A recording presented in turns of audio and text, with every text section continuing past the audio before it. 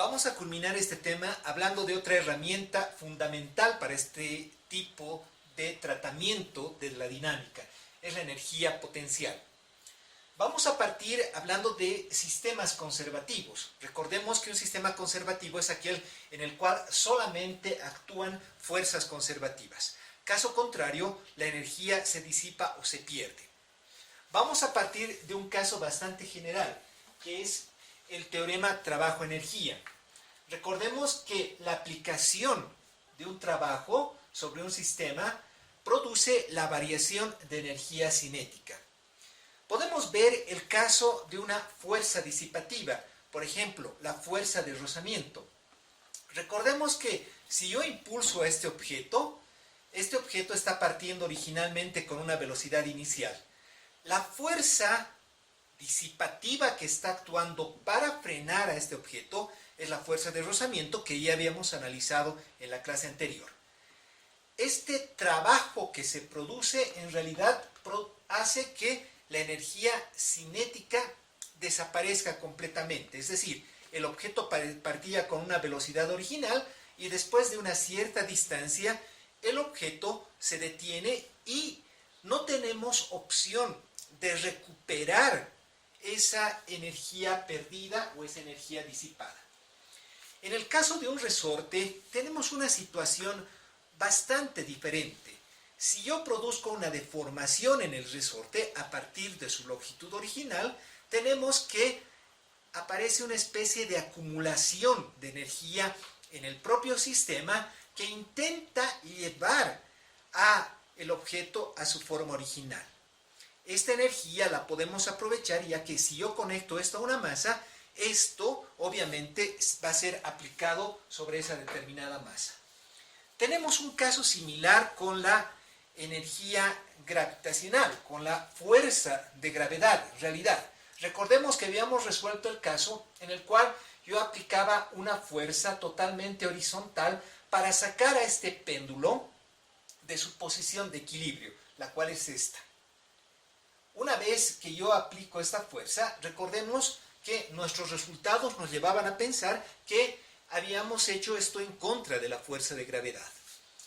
Ahora, una vez que yo he aplicado todo este trabajo sobre el sistema, parecería que se ha acumulado algo en el propio sistema que hace que este objeto comience a oscilar. Recordemos que esto solamente se va a dar en este tipo de situaciones en las cuales están actuando fuerzas conservativas. Por eso nos habíamos empeñado en justamente hacer el análisis y la forma de diferenciar fuerzas conservativas de las no conservativas. Teníamos que la fuerza de rozamiento era una fuerza disipativa, no conservativa, y las otras dos, la fuerza de gravedad y la fuerza elástica de un resorte, son fuerzas conservativas.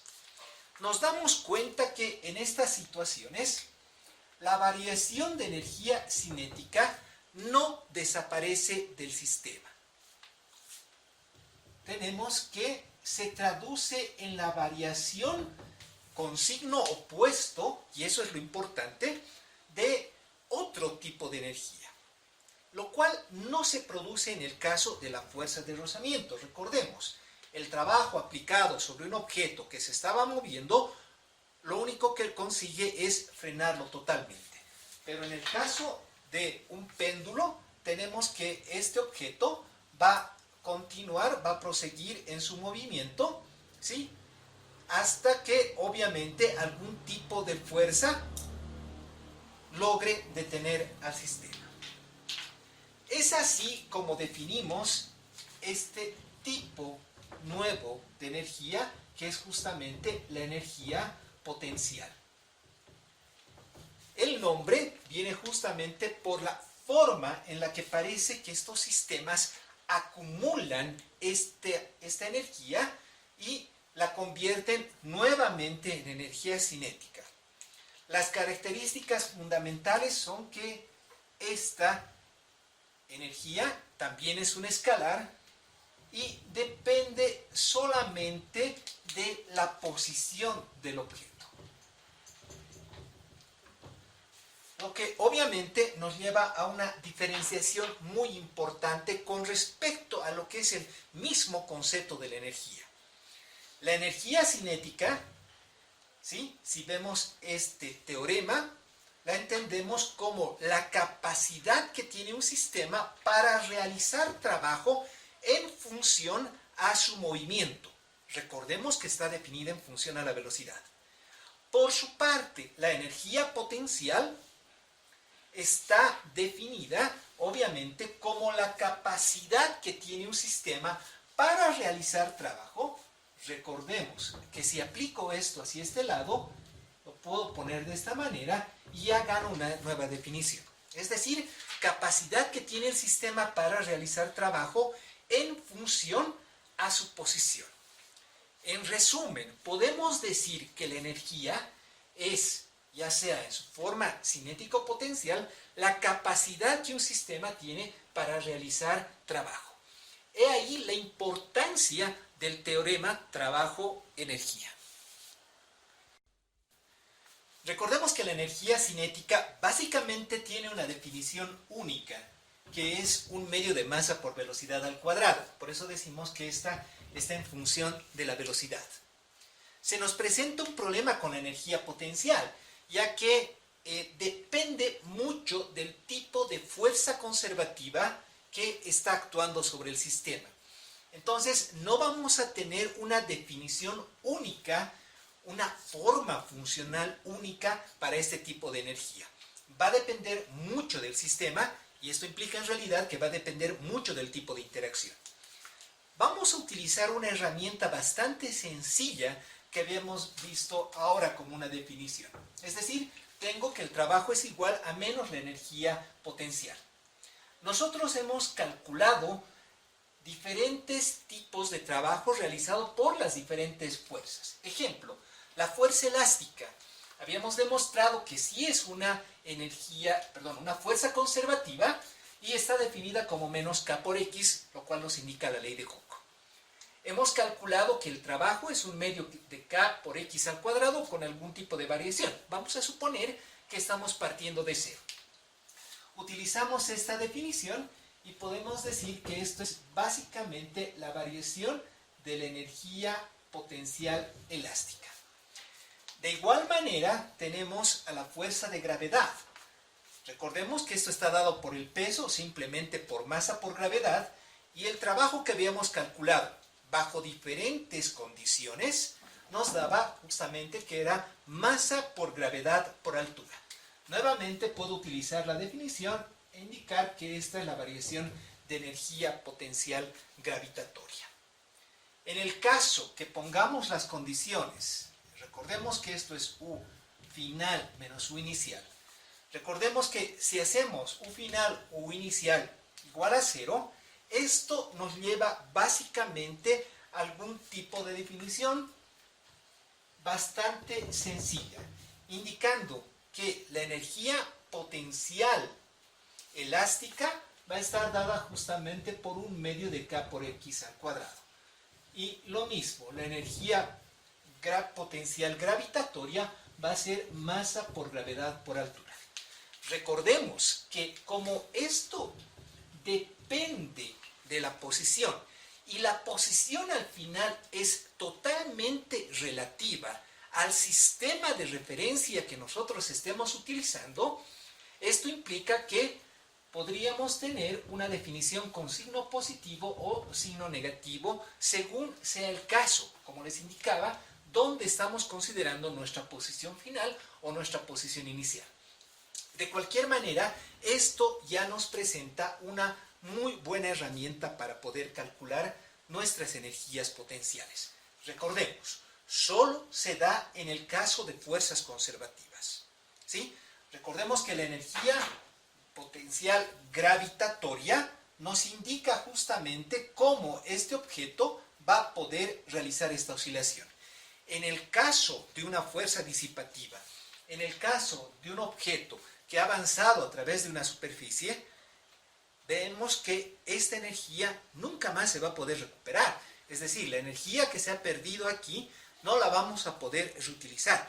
Ha sido totalmente disipada. Por eso es que no puedo asignar una forma de energía potencial a la fuerza de rozamiento, a pesar que podríamos obviamente asociar esto directamente con el trabajo realizado, con el trabajo que ha realizado la fuerza de rozamiento. Pero por concepto físico nos damos cuenta que no va a ser posible asignarle una energía potencial. Vamos a terminar esta parte hablando de una propiedad fundamental que es justamente la conservación de la energía mecánica. Pero para esto vamos a definir en primer lugar lo que significa la energía mecánica. Voy a volver a considerar el caso de este péndulo. Recordemos, vamos a hacer todo desde el principio. El sistema está totalmente quieto, aplico una fuerza para sacar a este objeto de su posición de equilibrio y obviamente, como este es un sistema conservativo, ese trabajo se ha convertido en energía potencial, que puede ser reutilizada por el sistema. Si yo retiro esta fuerza, obviamente el sistema va a quedar fuera de equilibrio a la merced del peso ejercido por obviamente la Tierra hacia el objeto, es decir, la fuerza de gravedad. Entonces el sistema comienza a oscilar, convirtiendo esta altura que tiene de diferencia con su posición de equilibrio, obviamente en movimiento. Llega, alcanza su posición de equilibrio, pero como ya tiene energía cinética, el objeto se pasa debido a esta velocidad y nuevamente alcanza un punto donde la velocidad es cero. Se ha perdido totalmente la energía cinética, pero nuevamente se ha convertido en energía potencial. El objeto, por efecto de la fuerza de gravedad, nuevamente desciende hasta su posición de equilibrio, pero como tiene otra vez velocidad, vuelve a salir de esto y este tipo de movimiento se mantiene hasta que obviamente algún tipo de fuerza disipativa actúe sobre este sistema. Si ponemos esto en ecuaciones, es bastante sencillo. Era nuestro punto de partida. Es decir, la variación de energía cinética se traduce en menos la variación de energía potencial. Y es importante ver el signo, ya que cuando uno se incrementa, el otro se reduce y al revés. Si este se reduce, el otro va incrementando. Si ponemos esto en nuestras ecuaciones, extendemos un poco la variación, tenemos que K final menos K inicial es igual a menos U final menos U inicial. Si coloco los estados finales en un lado y los estados iniciales en el otro, tenemos justamente esta ecuación. Lo cual me indica que la energía cinética final más la energía potencial final es igual a la energía cinética inicial más la energía potencial inicial. De ahí nos damos cuenta que en realidad esto es lo que se conserva. Y podemos obviamente definir esto como la energía mecánica final igual a la energía mecánica inicial, donde la energía mecánica es simplemente la suma de la energía cinética más la energía potencial. No es una nueva forma de energía. Y un concepto que tiene que quedar muy claro es que no existen más que dos formas de energía. La energía asociada al movimiento y la energía asociada a la posición. Cualquier otro tipo de energía que escuchamos, como la eólica, la energía hidrotérmica, etcétera, etcétera, etcétera, siempre está asociada a una o la otra forma. Siempre pueden recaer bajo el concepto de o energía cinética o energía potencial. Ahora, no estoy definiendo una nueva forma de energía, simplemente estoy indicando que la sumatoria de estas dos energías nos da esto que llamamos la energía total para un sistema conservativo, que es la energía mecánica. Este tipo de expresión nos dice que en un sistema conservativo, la energía mecánica final es igual a la energía mecánica inicial, es decir, la variación de la energía mecánica es igual a cero. Esto hasta que actúe una fuerza no conservativa sobre el sistema y la energía mecánica se disipe. Ahí la definición justamente de un sistema conservativo y esta ley que es tan importante para nosotros. Otra cosa que es importante recalcar, recordemos que la energía cinética solo tiene una forma de actuar, solamente tiene una definición, una ecuación, podríamos decirlo así. Pero la energía potencial viene de diferentes maneras, asociada con las diferentes formas de interacción que tiene el sistema con el resto de los sistemas, o bien con todas las fuerzas que estén actuando sobre un determinado sistema. Podría ser, por ejemplo, que este péndulo también sea un péndulo elástico, que aparte de estar oscilando en este sentido, también esté variando su longitud. En ese caso tendríamos que colocar tanto la energía potencial gravitatoria como la energía potencial elástica. Imagínense que el sistema esté conformado, este péndulo esté hecho por un pedazo de hierro y coloquemos un imán por debajo. En ese caso tendríamos que incrementar la energía potencial magnética. Es más, podríamos tener una bola cargada eléctricamente y sobre el cual podría estar ejerciendo algún tipo de campo eléctrico.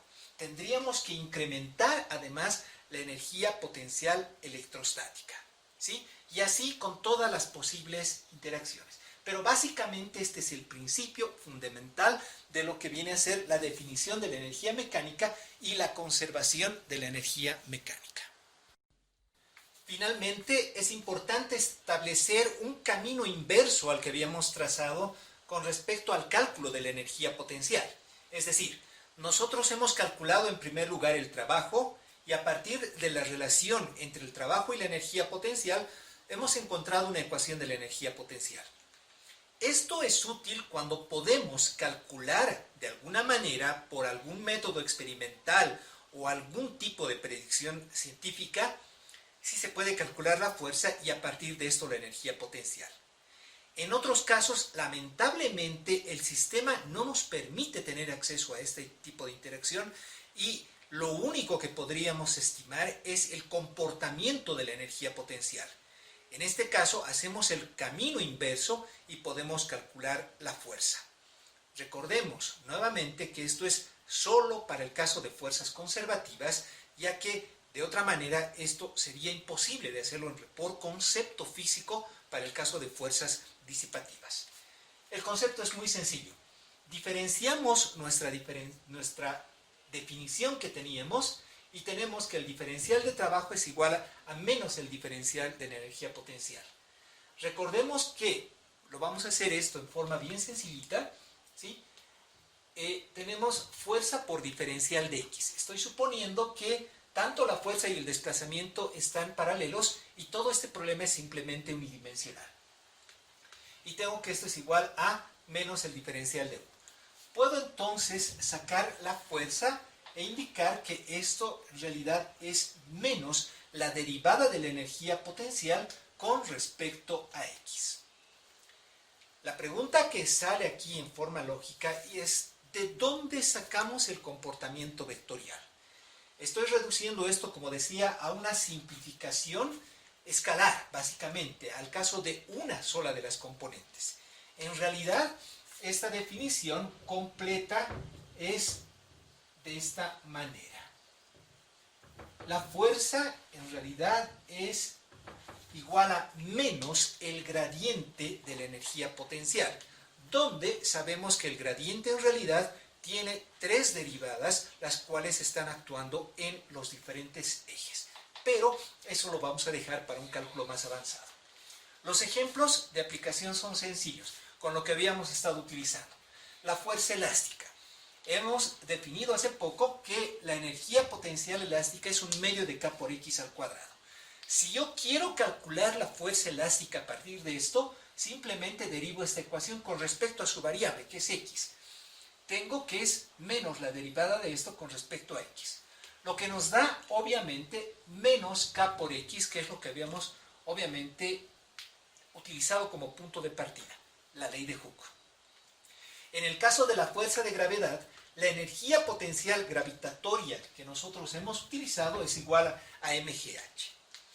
La variable en este caso es justamente la altura que estamos caracterizando por la letra h. Entonces digo que la fuerza de gravedad la podemos calcular a partir de menos la derivada de la energía potencial gravitatoria con respecto a h.